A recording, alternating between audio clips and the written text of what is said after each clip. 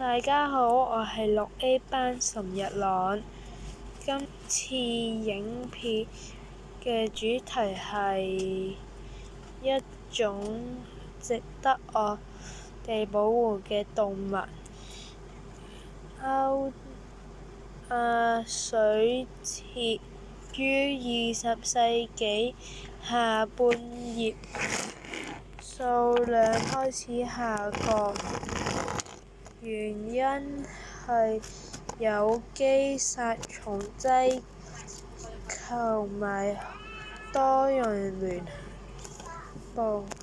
其他威脅，包括失去棲息地及用作毛皮藥用而親切遇危害獸而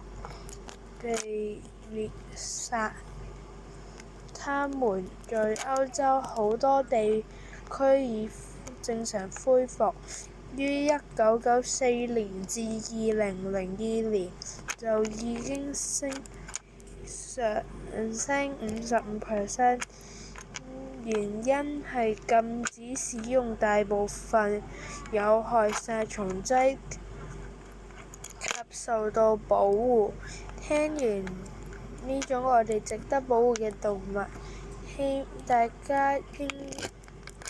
望大家珍惜同保護呢種物種，避免佢哋喺地球上消失。多謝大家。